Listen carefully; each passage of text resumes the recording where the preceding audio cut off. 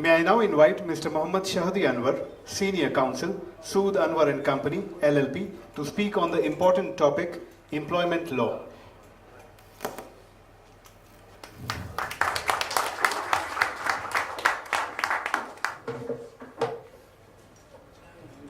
Friends, colleagues, ladies and gentlemen, good afternoon. We're here to be a little bit of a barrier between you and lunch, so we'll try to keep it as light as possible. I'm here to just set the tone for the panel discussion that we're going to have shortly after a few minutes of my introduction. We'll have Dian from Gili Lankamfushi and Solih from Centara join us to talk about some of the issues relating employment and employment law that we're facing today. I think one of the things that I took from Jesper's presentation, very interesting by the way, was that the need for operational efficiency. And I think one of the ways that, and one of the key driving forces of operational efficiency is obviously your team. Whereas employment law and employment and HR are sometimes seen as a sort of a secondary issue, I think given the need to raise operational efficiency, I think we've seen that to deal with these matters become quite important these days. Over the next 45 minutes, obviously we can't cover a lot of things, but we've sort of planned to cover a few interesting topics that have cropped up in the area of employment, especially with relevance to resorts. And I'll just give a highlight of the topics before I invite my colleagues up to join us. One of the things that we're going to discuss is the issues relating to the remittance tax that has been introduced recently. As you would know, there's now a law which requires employers to pay salaries of employees into a bank account, and then subsequently the salaries are subject to a 3% remittance tax that the government collects. But I think this was done quite a bit in haste, and therefore has cropped up quite a bit of operational issues for resorts. In terms of when guests come, you're given a 30-day period to open their accounts, but it doesn't really happen within 30 days. So that you go into a technical breach, etc., etc. And more recently, we've seen a bigger issue where it relates to development of the resorts. Because previously what happens is when an operator comes and wants to develop a resort, and in a lot of instances foreign developers give the turnkey contracts to foreign contractors. What normally happens is all the employees are actually on the work permit or the quota of the developer himself, and all the contractors' employees are actually on the developer's work quota, and it kind of works. But now with the introduction of the remittance tax, what the Immigration Authority has done is that they do not allow the contractor to get a quota. So previously, you get a quota for the developer, and you get a work permit for that quota for the contractor. So the contractor's workers will actually be employees of the contractor, but they will be on the work permit of the developer. Right now, what happens is the Immigration Authority only allows the work permit to be on the developer's name. So the hundreds and hundreds of staff who actually come, who are actually contractor employees, are technically and legally your employees as the developer, which means that their salaries have to be paid by you and not necessarily by the contractor whose employees they actually are. So that's creating a lot of issues. I think with all the new developments that have been coming in, as Mr. Afif pointed out, I think this is a key challenge that new developers will be facing. Another issue that we're going to highlight is the issues related to fixed-term employment and permanent employment. Up until now, the law's been in place for a good part of the past 6-7 years. Resorts have been able to use the concept of fixed-term employment. They normally give a 1-year or 2-year fixed-term employment. They gauge whether they're a good employee or whether they works, and then they go on to a permanent employment. Well, recently there's been a new development where there's been a very obscure provision of the Employment Act, Section 13N, to be honest, which says that irrespective of the type of employment agreement that you have with your employees, if the nature of the work that the employee does is of permanent nature, then irrespective of what you call it, the employee will be deemed a permanent employee. And so what is permanent nature? I mean, if you have a employee on the front office, if you have an employee as a room or as a waiter, that's of permanent nature. I mean, you as a resort will need them on a permanent basis. So if you have someone in the front office on a 2-year fixed term contract, technically the law now says that doesn't work like that. If the nature of work that you're doing is of permanent nature, then irrespective of what you call the employment agreement, it's a permanent employment. We've already seen this being tested in the courts. There have been already 2 cases decided by the High Court where the High Court said that, fixed term employment, no, but these guys were doing jobs that were of a nature of permanent employment, so therefore they were permanent employees. So I think this is perhaps an area of reform. We're going to talk about areas of reform as well, but I think for especially for this industry, the fixed term 1 or 2 year employment contracts have really worked from a practical sense, and we need to find a way to be able to keep that without really screwing it up. So that's one of the things that we're going to slowly highlight about. The other thing is public holidays. The law considers Friday a public holiday. So technically we have 54, 60 public holidays, and the law requires you to compensate employees who work on public holidays in a different manner. Well, the other issue is that what a lot of resorts do is they give a leave day if they work on a public holiday rather than paying for it. And so the technical consequence is that coupled together with the requirement to give 1 day off after every 6 working days means that if you have an employee who works 6 days, and if one of those 6 days included a Friday, you do not need to give 1 day, but you have to give 2 days of off, which again doesn't always work. There's actually quite a interesting case that is currently going on in the courts, which we strongly feel is going to be determined in the favor of the employee, which will have quite major repercussions. So anyway, without me boring you with all these legal nuances, I would like to welcome my colleagues Dian and Saleh to come join me at the stage, and we'll take this forward. Thank you very much.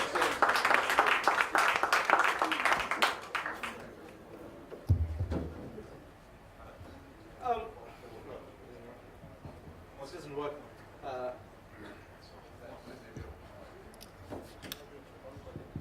I think this works. Okay, so just carrying it forward. I mean, I would like this to be a little bit more interactive. So I mean, if there's any questions or anything you would like to ask any of us, please feel free to sort of interrupt us and give us your thoughts. But I think from a remittance tax perspective, why don't you share your experiences and then we'll take it from there. Good afternoon, everyone. Actually, I call you all the A-team of Maldives tourism host industry. Thank you very much. A very good afternoon to all of you. And my name is Mohammed Saleh. My common name is Didi. I'm not known by Didi than Saleh. As some of the key points that Mr. Chaudhry just brought up here, the remittance tax, yeah, it's a new thing that was recently introduced mainly to our expatriate associates, because it's really doesn't have anything to do with the locals. It's mainly a big concern to our expatriate team members. Now in Centara, what we have done is that yes, it's a law, so thereby we are to comply with it, and which we did, and we assisted. We talked to some of our banks, the key major banks here, BML and SBI, and we try to find out the best practical possible ways in liaise with those banks and try to find a solution to us. The areas the locations we are in, one is near Male, near known as Giravaru, and the other one is Machafushi in South Hari Atoll, which is about 20 minutes by seaplane and 20 minutes again by Flyme. Speedboat about 2 hours or so here. So those are some of the factors that we have considered to help the staff at providing the information, how it is regulated, why it was done, and who are the sort of frequencies that they should come and visit Maldives to send their money. I think think the challenges of I think the challenges that Dian would face perhaps is a bit less because you're nearer to Male and nearer to a banking zone. But I think how are you facing those issues? I mean, In Area Toll. For example, near us we have Mamigili and Mahibadu, where we inevitably there are a transfer between Mamigili and Sentara because of the Flyme passengers. So a lot of staff go and use SBI, for example. That's an important thing to note because the bank is there. A lot of our staff even have bank accounts open in Mamigili and then use that resource to do their banks. Banking issues, and then a lot of us also use the speedboat, which we do 4 times a month with the staff members to Male, and then to run their errands and go back on the same day. This is at no cost to them. I think most of the facilities they have these transport resources whereby they can provide that. The law gives a sort of cooling off period of 30 days when you're first employed to sort of set things up. Dian, do you think the 30 days is enough, or in your experience does it work, or do you need are the employees able to set up their accounts and everything within the first 30 days? At the beginning, it was a challenge. At the moment, it's fine for us. We have more teething problems on final pays, on people were able to do cash advances. We had personal loans that we gave to everybody, so they were more, okay, what do we do now? Our benefits are taken away from us. How are you dealing with these issues now? So with the final pays, we're actually paying them in cash. So we've spoken to Mira, and if you have the employee that's closing their bank account, then we're entitled to pay them in cash, which we do now. So, and with regards to reimbursements, we've distinguished between if it's not as part of a salary, then we're paying them in cash as well for their reimbursements. I think one of the distinctions is the law says salary. So I think what a lot of properties are doing is distinguishing between salary and other sort of benefits. How are you dealing with Sentara? I mean, do you That's a good question. In a grey area, we checked that with Mira, and they've said all the earnings. Now, all the earnings are what? We use interns who don't have a work permit. Technically, you may say that they are not employees, thereby we don't have to use that bank 3% and those things. But then again, there is an element here with the Maldivians' involvement. An intern who works, who does 6 months or 7 months internship program, and there is a full-time FTE, a local, who also upsells. And how do we pay? Cash or the bank account? So in order to follow the fair and equal opportunities to everyone, we started doing that. Pay the allowance to the Maldivians so as to all the expatriates, and they came back and say, hey, that's a problem because we need some money to live on the resort. The Maldivian said that. So we have, and then the upselling part went seriously down. So we have to reconsider the facts.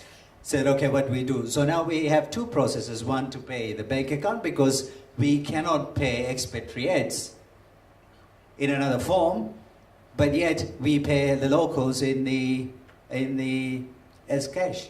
I think what has to be learned from that is never ask Mira. If you ask them, they'll always say yes, irrespective of whether it's covered or not. I think we don't have a lot of time, so moving forward, I mean, I'm going to touch base a little bit about, but I mean, if there's any questions, please feel free to ask. I'm going to touch base a little bit about the usage of, fixed term and permanent employments. I mean, how prevalent is, your usage of fixed term employments and, this new sort of interpretation?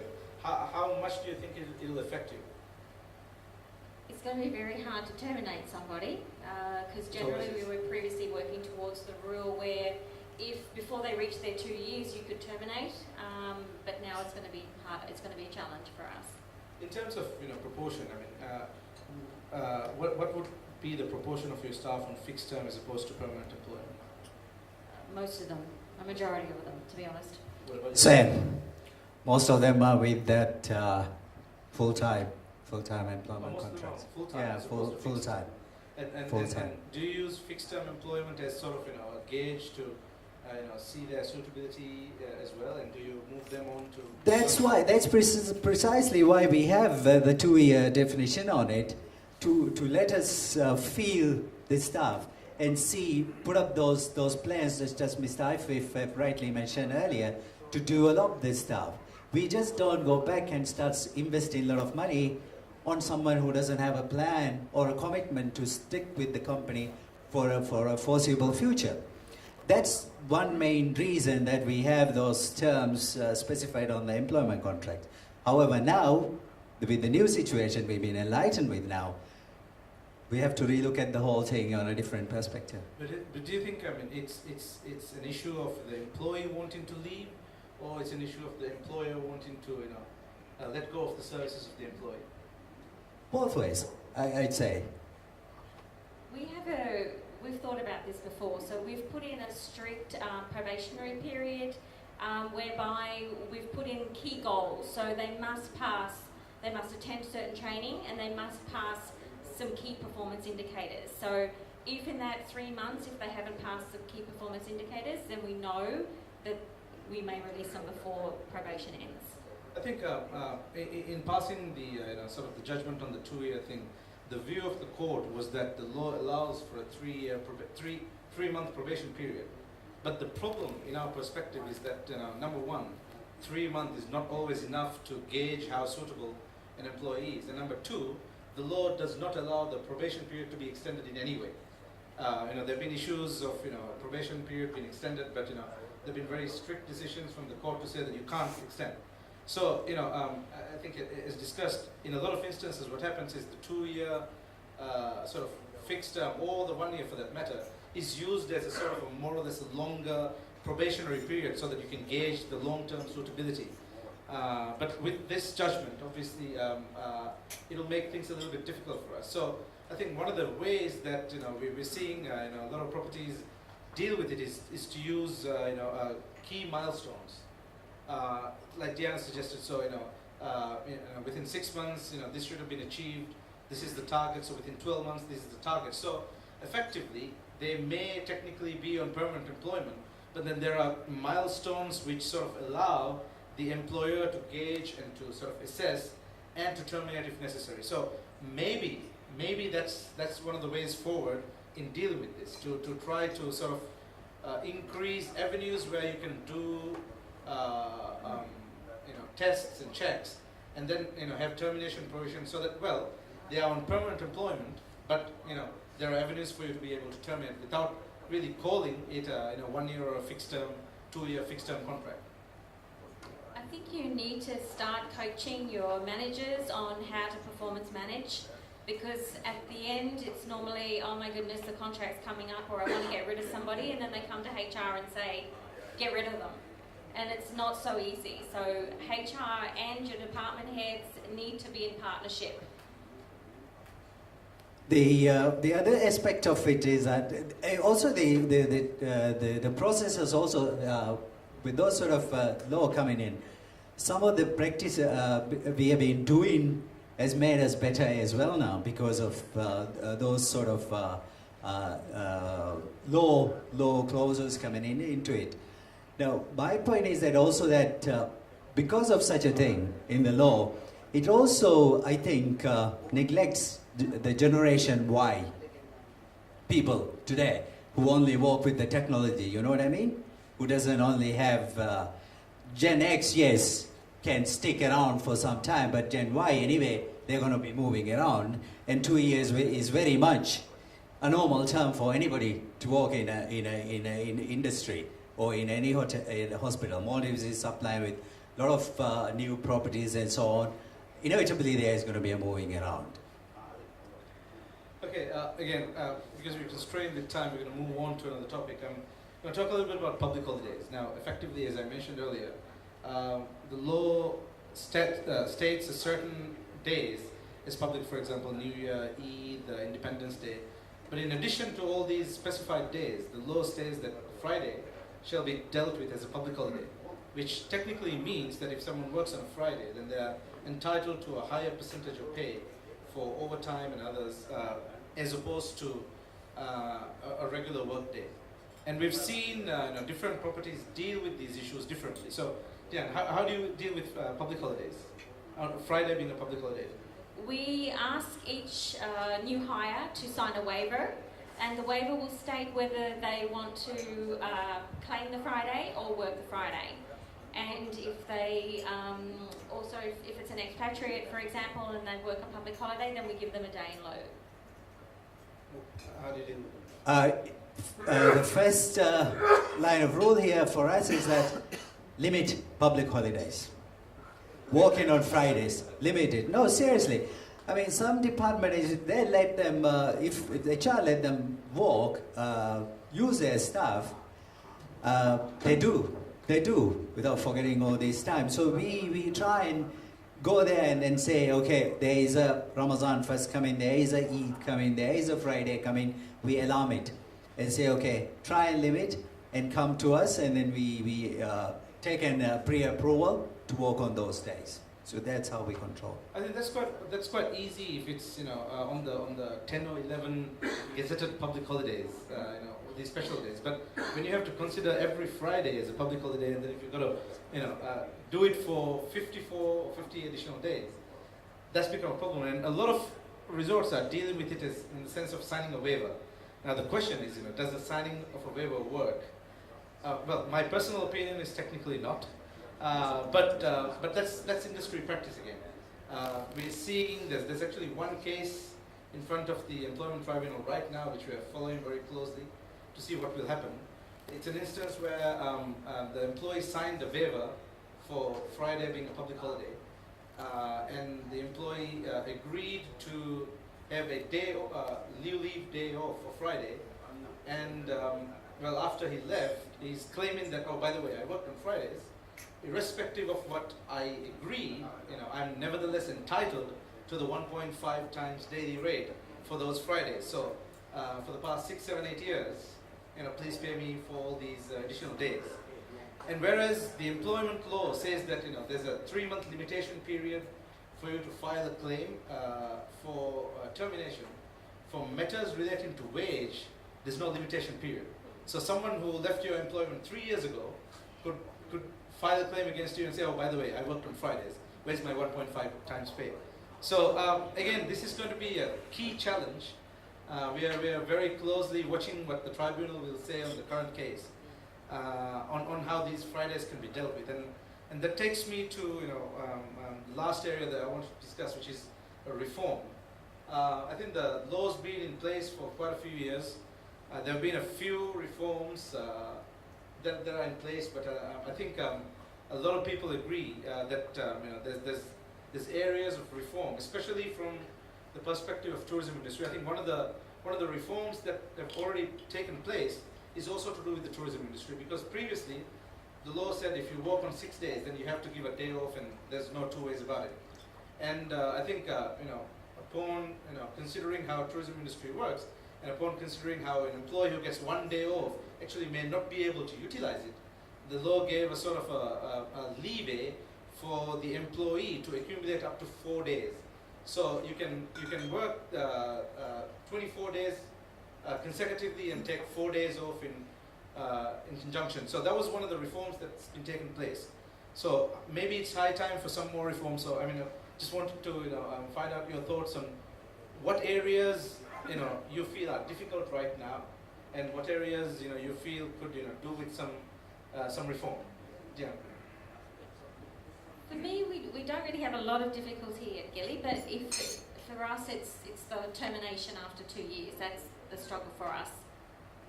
But other than that, we don't really have any challenges. Sorry. So the shorten, you mean to shorten the notice period on which is specified on the law? Enabled to terminate somebody after, yes. For me, I'll go back to your point, Friday public holiday thing. Now, in a resort, 24/7 you are there, you're on duty. The only geographical advantage is that you may be bigger in size, or you might be smaller. That's it. So is there a difference between a Sunday and a Friday? That would be a question that I would like to ask from the lawmakers and everyone else, well, if they are considering on that. So that's something. I'd like to add something here. It's regarding reform. Now, when you are talking about reform, is it being initiated by the government, or is it being initiated by the industry, or does the industry have any import? I think it is very important that we try to, I don't think it's what it is. All right. Anyway, I think I can talk loud enough.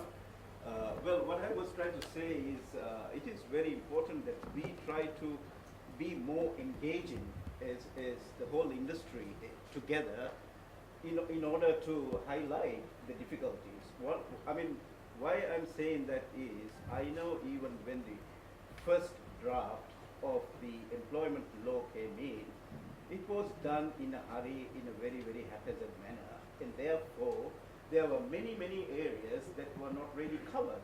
Now, for example, people who are working in, let's say, ships, boats, those areas were not covered. So, meaning to say that I think it is very important we, the industry, together should consider, in a forum like this, that we should sort of be more engaging in order to, give our comments, the difficulties and those kind of things that are really necessary to be considered when reforms or as well as new drafts for bills come in.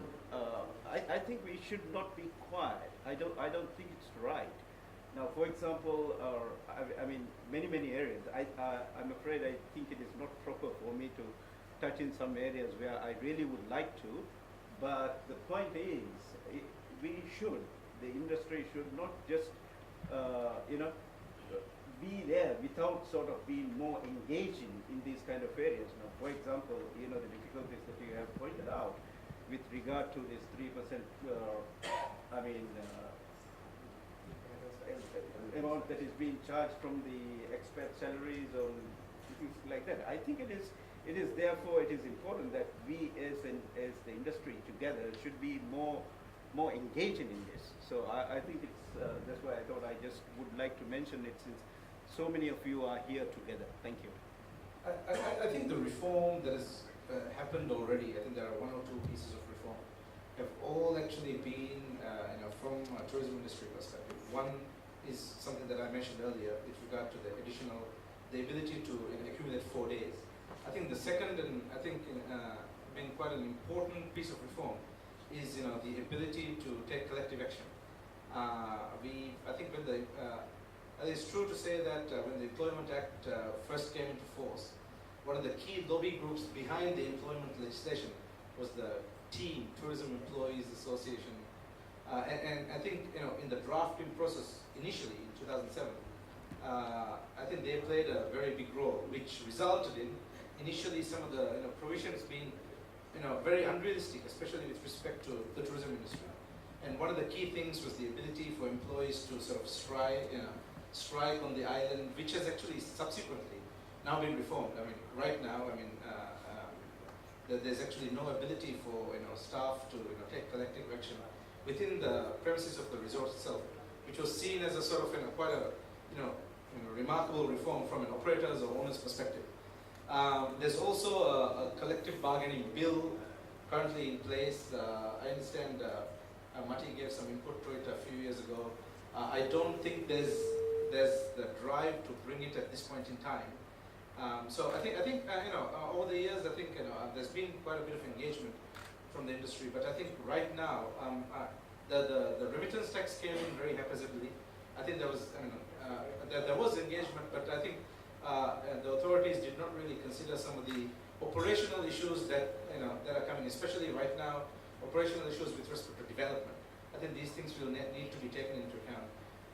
We understand that the Ministry of Economic Development is looking at reform, and we also understand that the public holiday Friday thing is going to be something that's looked at. Also, one of the other areas of reform is the sick leave. Right now, you can take leave for up to 2 days without anything. I mean, you could just take off and come back on the third day, and you are not, you don't have to justify your absence. Now, this is not so much of an issue in the resorts, but it is nevertheless. But it's an issue, especially in Mali. But I understand that there's a reform being proposed where, if you take sick leave, you actually have to submit some form of documentation. I think if you actually look at the different types of leaves that an employee is entitled to in the Employment Act, I think it's close to 100 days a year. I mean, if they in fact want to take it. So, I mean, it's and this is, they're legally entitled to. So, I think one of the areas that needs to be looked into is obviously the different types of leave entitlements. Whereas we have to recognize that, leave is a very important area for staff. Nevertheless, I mean, it should not be at the cost of, productivity and efficiency with respect to the owners and developers. So I think these are some of the key areas that are currently looked at as far as we understand. But I think it's very true. No, I want everyone to know that this tax on employees, originally what it was something much more worse than this. And you don't know, Manipur, myself, the party board, we went to the minister, we fought for it. So every day until we got what we got now. And it was even, the law was saying that foreigners, their bags will be searched, Yes. and the money will be taken from their pockets and then taxed before they leave the country. And Mati was fighting for this, and it is Mati's work that is, at least what we have now is that. But one question, if the tax is imposed on people when you send the money out, Correct. not because, Correct. if you spend all that money in this country, you are not taxed. Correct. Okay, thank you. Thank you, Mr. Fighting hard and enlightening us about that, because we were not aware of that. No, Thank you. truly. Yeah, Thank there are a lot of things like this, the fire regulation, the employment regulation, this tax regulation, we are fighting every day. We call it firefighting. Every day when there's something, we do it. I think if I may add to what Mr. Afif said, I think when the first draft of the regulation came out, I think it was quite arcane. I mean, it was really bad. I mean, it gave the authority to custom to search effectively the wallet and pockets of every foreigner who moved, who left, and there was supposed to be a sort of a tax counter at the airport where they pay the 3% and go. I mean, it was really bad. I mean, it was embarrassing, to be honest, to have something like that. But it was changed subsequently. But what I would like to also address at this point is that Mati is doing all this work, and the benefit of it is got by people who are not members of Mati also.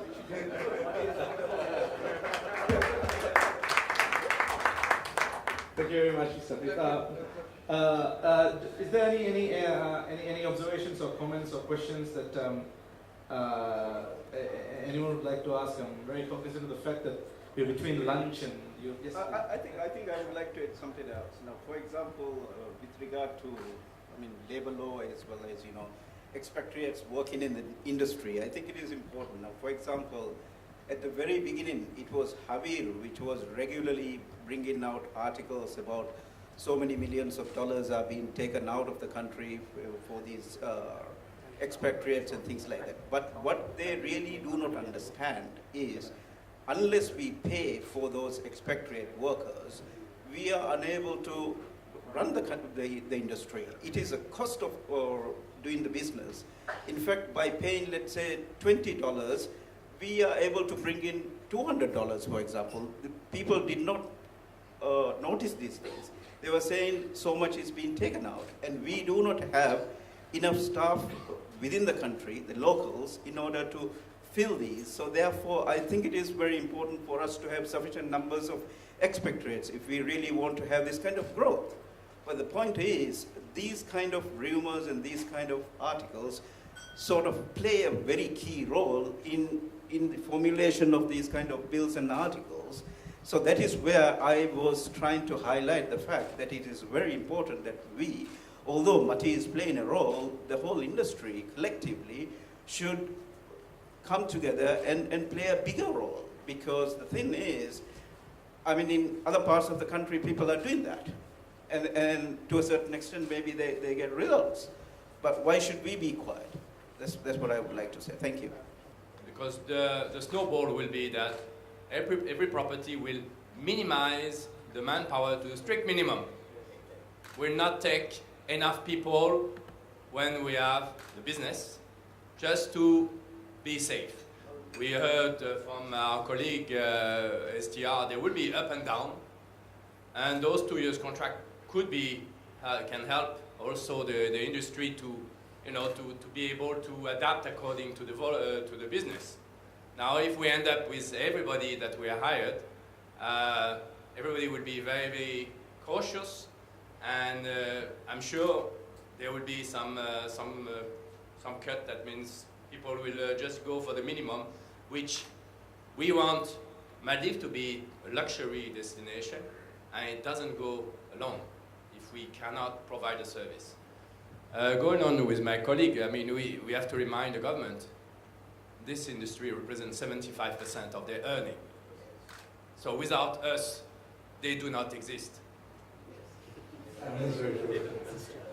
I think it's very true. I think remittance, whereas I mean, right now, I mean, especially if luxury property, you have a very high room to employee ratio. Whereas if there's a low season, and then you still need to maintain all these employees. So there's actually one case going on with respect to that as well, which again we're looking at will be very interesting. Whether you can put staff on gardening leave, within a certain number of months in the year, and see how that works. So I mean, I think it's a very dynamic area. I think what especially the lawmakers need to understand is that they have to keep up with the dynamics and the practicalities of the industry. And I think with that, did you have any parting comments you'd like to make? I'm fine, thank you, Shana. Thank you. I think it's We have lunchtime. lunch, so thank you very much for sorry, please. I think, Shabir, I think now I think Mati has 80 members or 89 members or something, and these 89 members does not represent all the resorts. There are 126 resorts in the country. If 126 resorts, if with 80 members may be representing about 40 resorts or 50 resorts, because if I have a company, I have 3 resorts, only my company is taking part, not the resort. So if all the resorts became a member of MATI, I think together we will be able to do what you are asking us to do much more effectively. Let us promote membership. I can't. Okay. With that, thank you very much. Yes, please. Yeah, with regard to this remittance tax, I think Mr. Afif is also very right. Mati was about to move a mountain, basically, with regard to the initial remittance. We have to understand there are two pieces of legislation which came into effect with regard to this. One is the remittance tax regulations from MIRA, and the other one is the regulation on paying salaries, which was published by Economic Development. So actually the main problem the industry is facing is with regard to this regulation, which makes it compulsory to open the bank accounts and basically change the entire operations of how we were paying salaries. I think this is, personally I feel, this is a piece of legislation which we don't need at all. We should lobby the government to get rid of this regulation in total. Because the purpose of this regulation mentioned in the regulation itself is to ensure that the salaries are being paid. Because the LRA gets certain they get certain information that certain employees are not paying salaries on time to their, but I'm 100% sure that in the resort industry it's not like that. This is mainly with the construction, or maybe there is 1 or 2 resorts who sometimes delay. But then LRA should take their act into their hands and go and do whatever, fine or do whatever actions they need to take to ensure that particular employer is falling into place, not burdening the entire industry with a common regulation to ensure that 2 or 3 employers who are not complying are trying to comply. Thank you. I think, just a parting comment. I think the objective always was to collect the remittance tax. The sort of the preamble on the regulation is sort of a bit of a sugarcoat to say, oh, by the way, we want to ensure everyone is paid. But I mean, I think the tourism industry especially, is I think quite compliant. I mean, there have always been complaints, especially sometimes in the construction industry, that may not be paid. But I mean, if that is the case, then you can exempt the tourism industry from the regulations to start with, isn't it? But I think the objective has always been the 3% tax, which is a bit sugar-coated. So Yeah, we actually asked them whether we could, every resort could remit the 3% tax to RERA straight away, deduct it from salaries, from all the employees. They said, no, you can't do that. So do you know why? no, well, because effectively, initially, I think, as far as I understand, it was supposed to be a wage tax initially, which was supposed to be withheld, as you said. But I think there are certain obligations that the state has with respect to certain development loans that they've taken, which does not allow the state to charge employment withholding tax. So they couldn't do it. So this is the way to do it. Anyway, thank you very much. Well, we're here, so if there's anything over lunch, we'll be pleased. Thank you very much for your time, and look forward to the rest of the day.